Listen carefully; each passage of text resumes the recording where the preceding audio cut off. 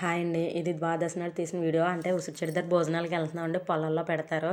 ముందు రోజు రామాలయంలో ఏకం అంతా చేసి మర్నాడు రెడ్లు ద్వాదశి నాడు ఉసిరి చెట్టు దగ్గర భోజనాలు పెడతారండి. ఊరంతా పెడతారు అన్నదానం కింద. చాలా బాగా జరుగుతుందండి. ఇది పొలాల్లో ఉంటుంది ఉసిరి చెట్టు.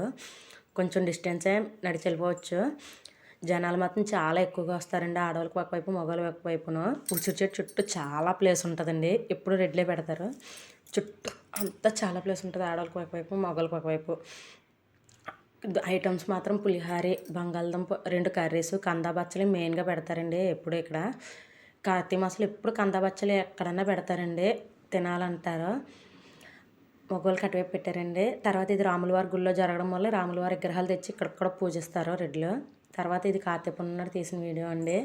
నోములు మాకు ఈ విధంగా జరిగితే ఫోటో పెట్టి కలసం పెట్టి బూర్లు కూడా పెడతామండి. బూరెలు కిందన ఉన్నాయి. ఎవరికి నచ్చిన విధంగా వాళ్ళు చేసుకుంటారు. ఎవరింట్లో ఆనవాయి ప్రకారం వాళ్ళు